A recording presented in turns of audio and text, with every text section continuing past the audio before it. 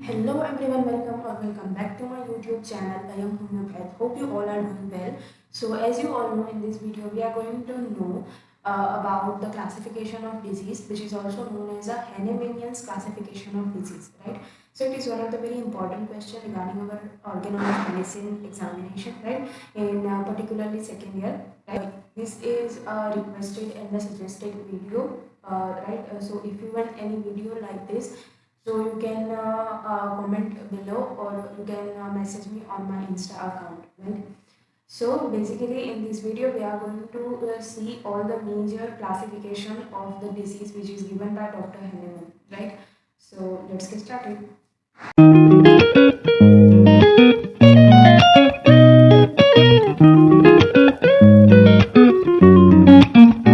सो यहाँ पर पहली बात आती है कि जब हम क्लासिफिकेशन ऑफ डिजीज़ कहते हैं तब हम इसे ब्रॉडली सोचते हैं, राइट? एंड सेकेंड थिंग कि अगर हम हेनेमेनियस क्लासिफिकेशन ऑफ डिजीज़ कहते हैं तो जो हेनेमन सर ने हमें जो क्लासिफिकेशन ऑफ डिजीज़ दिया है हम सिर्फ वही देखेंगे, राइट?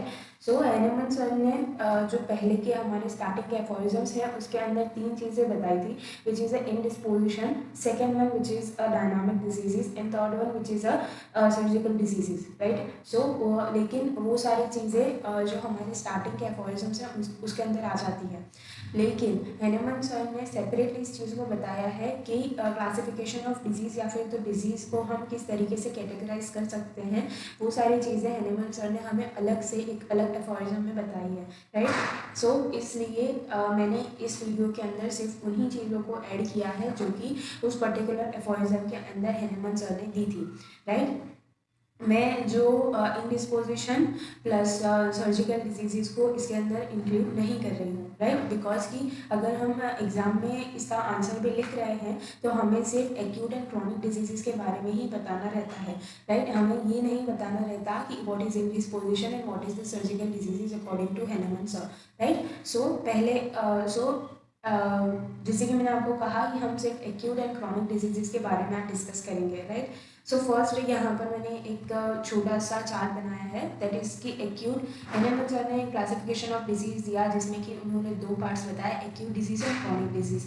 सो एक्यूट डिजीज़ को फर्दर उन्होंने डिवाइड किया थ्री टाइप्स के अंदर। So first one which is the individual disease, individual acute disease, second thing sporadic acute disease and the third one which is the epidemic acute diseases, right? और chronic disease को भी उन्होंने further तीन parts में divide किया है। So first one which is a pseudo chronic disease, second one is a artificial chronic disease and the third one which is a true natural chronic diseases or a true chronic diseases, right? So हम इन सारी disease को, हम इन सारी categories को एक एक करके पढ़ेंगे। So first one is a acute disease. अब एक्यूट डिजीज़ को उन्होंने किस तरीके से डिफाइन किया है, प्लस उन्होंने किस तरीके से बताया है कि हम किसे एक्यूट डिजीज़ कहेंगे, राइट? सो जो ये मैंने पूरी डेफिनेशन लिखी है, ये डेफिनेशन हेनेमन सर ने दी थी, राइट?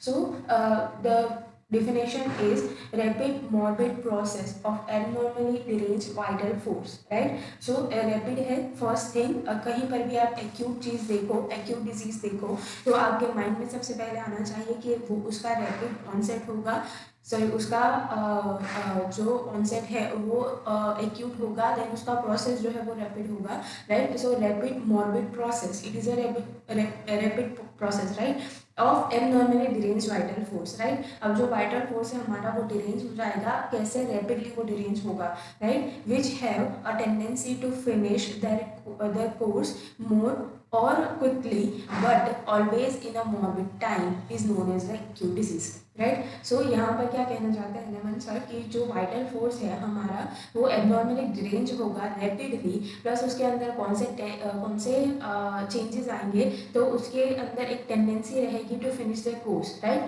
जो एक्यूट डिजीज है उसका एक पर्टिकुलर कोर्स होता है, उससे वो कोर्स खत्म करने की टेंडेंसी होगी, राइट? वो भी कैसी होगी? It is a quickly, right? जल्दी जल्दी से उसका जो कोर्स है वो खत्म होगा। एंड सेकेंड थिंग यहाँ पर एक लिखना रह गया है कि जो एक्यूट डिजीजेस है it either cures, right? It either उसके दो वेज हो सकते हैं, या तो वो क्योर हो सकती है और it turns the death of the person, right? So acute disease का एक ये पर्टिकुलर पिक्यूलियर थिंग है कि उसका जो प्रोसेस है इट इज़ अ रैपिड, उसका जो ऑनसेट है विच इज़ एन एक्यूट, और वी कैन से कि क्विकली, राइट। एंड उसके बाद वाला we can say the prognosis, right. तो वो प्रोग्नोसिस क्या होगा कि इधर it cures or it turns into the death of the person, right. So ये एक पर्टिकुलर चीज़ हो गई एक्यूट डिजीज़ के बारे में, और हमने जो ये पूरी जो डेफिनेशन है उसे समझा ना। अब जो एक्यूट डिजीजेस हैं ब्रॉडली हम सोच रहे हैं, ना कि हम एक एक जो हमारे सब डिविजन्स थे उनके बारे में सोच रहे हैं, लेकिन जो एक्यूट डिजीज़ है उसका कॉज क्या रहता है, राइट। जो एक्यूट डिजीज़ का कॉज रहता है एक्साइटिंग कॉज, राइट। जो एक्साइटिंग कॉज हमने पढ़ा है हमारे पहले के अफॉरिजम्स में, लाइक सिम्टोमेटोलॉजी के अंदर जो हमने पढ़ा है what is the exciting cause, वो एक्साइटिंग कॉज जो एक्यूट डिजीज है उसका कॉज रहता है, राइट। अब उसका कैरेक्टर भी क्या रहेगा, राइट। जो एक्यूट कॉज है, each one of exciting causes have a peculiar characteristics, right, and those characteristics are like this, that they have a sudden onset. Second thing, they have a rapid process, right, and the second thing that finish their course more or less quickly, and the third one which is a terminate either in the recovery or into the death, right, जो कि मैंने आपको आगे भी बता दिया हमारी definition के अंदर, right. Now the most prominent miasm, right. अब यहाँ पर माइजम कौन सा रहेगा particularly for the acute diseases, right. So miasm इसका रहेगा लेटेंट सोरा और इधर सोरा, राइट। सो लेटेंट सोरा और वी कैन से द सोरा। अब यहाँ पर ये जो पूरा सर्कल है वो कैसे बनेगा, सो फर्स्ट आपने देखा कि एक्साइटिंग कॉज है इसका, देन वो पर्सन के अंदर क्रिएट करेगा लेटेंट सोरा को, and this particularly latent psora is अब ये लेटेंट सोरा का अगर ट्रांसिएंट एक्सप्लोजर होता है, एक्सपर्जन होता है, राइट। अब लेटेंट सोरा, अब सबको पता होगा कि सोरा जो माइजम है वो हमारी बॉडी के अंदर पहले से ही प्रेजेंट है, लेकिन अब ये सोरा जो है वो प्रेजेंट है, लेकिन उसके लिए हमें ट्रांसिएंट एक्सपर्जन चाहिए, राइट। किसी भी चीज़ का, किसी भी जो कोई कॉज है उसका एक्सपर्जन होगा, उसके बाद ये एक्यूट डिजीज हमें दिखेगी, राइट। सो ये सारी चीज़ें हो गई about the cause and about the miasm and the introduction, right. Now अब हम देखेंगे इसके जो हमने तीन टाइप्स जो देखे थे उसे हम डिटेल में पढ़ेंगे। द फर्स्ट वन चीज़ है individual acute diseases. So individual acute diseases are those diseases which attack only one individual or one or two individual or individually attack, right? That means कि ये जो individual acute diseases हैं, it name itself suggest कि ये एक ही person को होगी या फिर तो 2 से 3 पर्सन को होगी, लेकिन वो इंडिविजुअली टू इंडिविजुअली उसके सिम्टम्स अलग रहेंगे, उसीलिए हम उसे कहते हैं इंडिविजुअल एक्यूट डिजीजेस। सो ये कहीं पर भी हो सकती है, anywhere, right, but with the different type of the symptoms. So you have to remember here कि जो इंडिविजुअल एक्यूट डिजीज होती है वो एक या 2 पर्सन्स को हो सकती है, लेकिन वो उसके जो सिम्टम्स हैं वो हमेशा डिफर करेंगे from individual to individual, right. Now the causes, so इसका कॉज क्या रहेगा, exposure to the exciting cause, right. Exposure होगा इधर फॉर एग्जांपल अगर हम लें कि exposure to cold, right. Exposure to cold होने से कोई एक पर्सन है उसे जल्दी जो नोज है वो रनिंग हो जाती है, राइट। कोई एक दूसरा पर्सन है उसे भी सेम चीज़ है, लेकिन उसका जो रनिंग नोज है उसका जो मटेरियल है वो अलग रहेगा।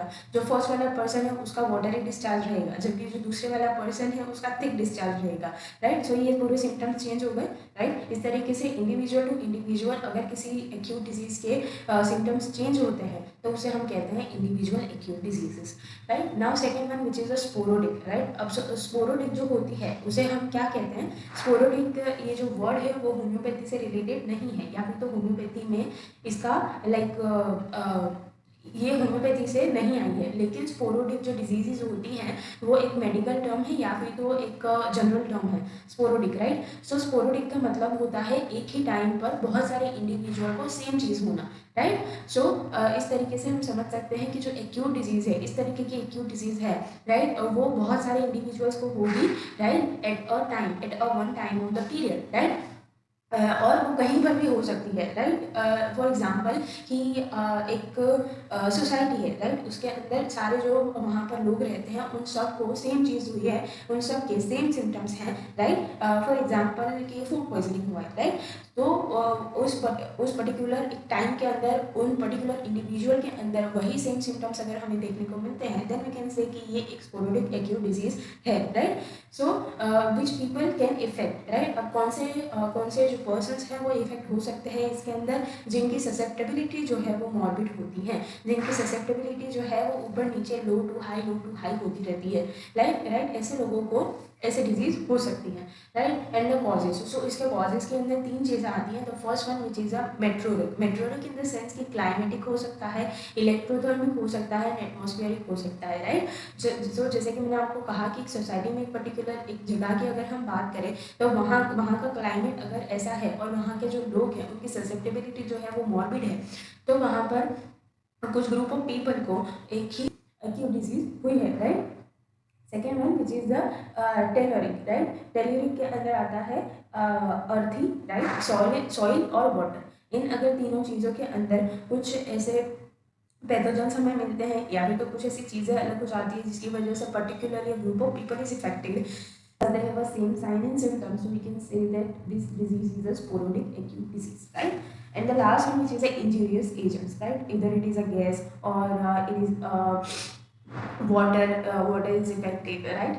So इस तरीके से ये हुआ हमारा sporadic disease. Now the third one which is a epidemic disease, right. So in which many people attack with a very similar sufferings from the same cause, right. So यहाँ पर हमारे पास एक नई चीज़ आ जाती है, that is the same cause, right. So यहाँ पर क्या है कि many peoples, it is not limited to the group of the peoples, right, लेकिन यहाँ पर मैनी पीपल्स लिखा है, दैट मीन्स कि बहुत सारे लोग, इधर it is affected from the state, इधर it is affected from the country also, right. So ये जो एपिडेमिक एक वर्ड है, it is also not related with our homoeopathy, but it is a universal word which is just like it means that कि epidemic that means कि universally अगर कोई disease हुई है, अगर उसे बहुत सारे लोग इफेक्ट हुए हैं, प्लस उसका कॉज सेम है, प्लस उसके जो साइन एंड सिम्टम्स हैं वो भी सेम है, तो उसे हम कहते हैं एपिडेमिक डिजीजेस। इसका बहुत एक अच्छा एग्जाम्पल हमारे पास है which is corona virus, right. So corona virus जो है वो एक एपिडेमिक एक्यूट डिजीज है, right, and which people can affected, right. So the close population peoples are affected, right, and the causes are the mostly infectious causes are there, right. इसके अंदर हमें कुछ ज़्यादा समझने की ज़रूरत नहीं है, लेकिन आप बस epidemic that means corona virus, तो उसी से आप ये सारी चीज़ें लिख सकते हो, right. Okay, now the second one which is a chronic diseases, right. So chronic diseases के फर्स्ट हम देखेंगे उसका डेफिनेशन, राइट, जो कि हेरेमन सर ने दिया है, right. So that arising from the chronic miasm, and that chronic miasms are have a peculiar and particular characteristics, and the characteristic are they are gradual, insidious and imperceptible onset, right. अब यहाँ पर वापस से onset की बात आती है, तो जो हमारी क्रॉनिक डिजीजेज हैं, फर्स्ट थिंग यहाँ पर हमने फर्स्ट लाइन में देखा कि जो क्रॉनिक डिजीजेज हैं वो उसका कॉज क्या रहता है, क्रॉनिक माइजम्स, राइट।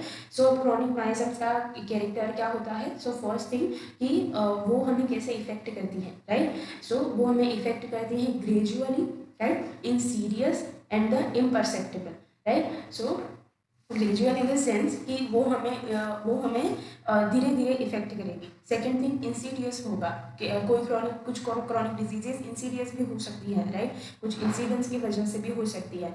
इम्परसेप्टेबल, जिसे कि हम अंदाज़ा नहीं लगा सकते कि इसके बाद क्या होगा, right, that is इम्परसेप्टेबल।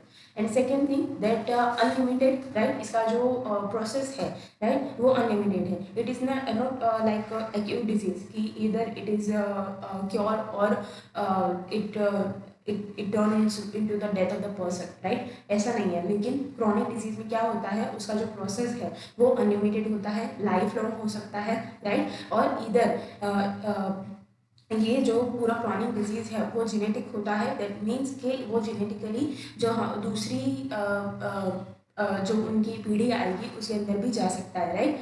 So not extinguished by the vital force alone, right. वो वाइटल सिर्फ और सिर्फ वाइटल फोर्स से हम जो वाइटल फोर्स है वो chronic disease के साथ लड़ नहीं सकता, right, in short. And second thing that may continue through the next generation, right, and if not treated that destroy the organism, right. अब डिस्ट्रॉय, अगर ऑर्गेनिज्म को वो डिस्ट्रॉय कर देगा दैट मीन्स कि उससे डेथ भी हो सकती है, लेकिन बहुत लंबे टाइम के बाद। एक्यूट की तरह नहीं है कि उसका रैपिड ऑनसेट है, उसके बाद उसका रैपिड प्रोसेस है और पर्सन जो है वो 1-2 मंथ के अंदर तो, या फिर 15-20 दिन के अंदर भी पर्सन की डेथ हो जाए। लेकिन यहाँ पर क्रॉनिक डिजीज़ जो है उसके अंदर कुछ टाइम के बाद ही जो पेशेंट है उसकी डेथ हो सकती है, लेकिन मोस्टली इसके अंदर क्या होता है कि वो लाइफ लॉन्ग सफरिंग्स हो जाती है, राइट।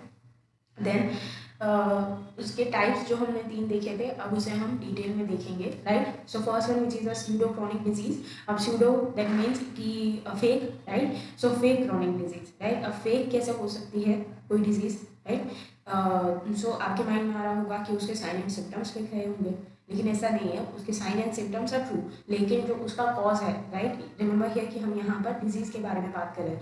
सो उसका जो कॉज है वो फेक रहेगा। अब यहाँ पर हमने फर्स्ट लाइन में ही हेनेमैन सर ने बता दिया कि क्रॉनिक डिजीज़ का जो कॉज है वो क्या होना चाहिए, chronic miasm, psora, sycosis and syphilis, right. So लेकिन अगर उसका जो कॉज है वो इन तीनों माइजम्स में से नहीं है तो उसे हम कहते हैं pseudo chronic disease, right. So it is also known as a false chronic disease और inappropriate named chronic disease, right, जिसे कि हम कोई नाम नहीं दे सकते, right. Then those diseases which are due to the continuous exposure to some avoidable and noxious agents, right. अब हमने कह दिया कि उसका जो कॉज है वो हमारे माइजम्स नहीं है, तो उसका कॉज क्या होगा। सो उसका कॉज ये हो सकता है कि जो नॉक्सियस एजेंट्स हैं जो है, राइट, जो इन शॉर्ट जो टॉक्सिक एजेंट्स जो हैं, राइट, जिन्हें कि हम अवॉइड कर सकते हैं, लेकिन फिर भी हम जो पर्सन है उसने उससे अवॉइड नहीं किया, प्लस वो नॉक्सियस एजेंट का जो एक्सप्लोजन है वो बहुत लंबे टाइम से है उस पर्सन के अंदर, राइट। सो ये कॉज होता है for the false chronic disease, right, and it affect or it causes a maintaining cause, right, and then there is a addiction of the alcohol or the other fluids, right. So noxious agents हमने कह दिया और जिसे कि हम avoid कर सकते हैं वो हमने कह दिया। सो फर्स्ट हो सकता है alcohol, then smoking, then you can say कि एलोपैथिक जो मेडिसिन होती हैं कुछ ऐसी जिसके कि बहुत सारे साइड इफ़ेक्ट्स होते हैं और जिसे कि हम नहीं ले फिर भी चलेगा, राइट। इस तरीके के जो सारी चीज़ें हैं वो हो जाती है इसका cause, right. So prolong, second हमने कॉज लिखा है prolong distance from things that necessary for the life, right. So ये हो सकता है सनलाइट और वी कैन से कि माल न्यूट्रिशन हो सकता है, राइट, कि जो पेशेंट है उसे पहले से ही अच्छा खाना नहीं मिल रहा है, जो न्यूट्रिशन वाला खाना होता है उसे वो उसे नहीं मिल रहा है, उसे सनलाइट नहीं मिल रही है, राइट। सो उसकी वजह से कुछ क्रॉनिक डिजीजेस कॉज हो सकती है, right. So resident in the unhealthy localities, right, ये भी एक कॉज हो सकता है। And resident in the cellars, ये भी एक कॉज हो सकता है, right. And department from the exercise और ओपन एयर, राइट। सो इसकी वजह से भी हो सकता है।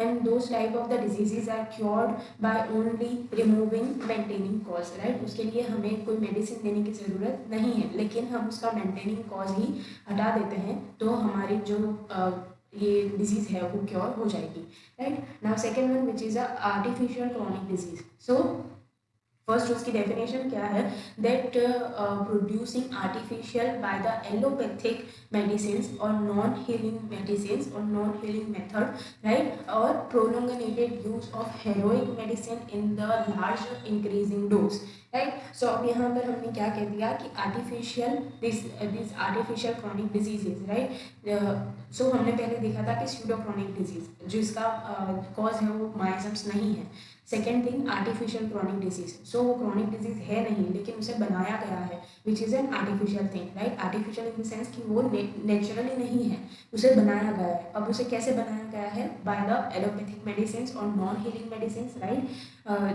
जो कि हील नहीं कर रहे हैं फिर भी जो पेशेंट है वो मेडिसिन को ले रहा है, right, and use of the heroic medicine, right, उसकी वजह से देन लार्ज इंक्रीजिंग डोज, अगर लार्ज इंक्रीजिंग डोज के अंदर कोई पेशेंट ऐसी मेडिसिन लेता है देन लॉन्ग टर्म के अंदर उसके अंदर क्रॉनिक डिजीज कॉज हो जाती है, right, deplorable and incurable, right, ये जो मेडिसिन ये जो डिजीज है वो डिप्लोरेबल है and it is incurable, right.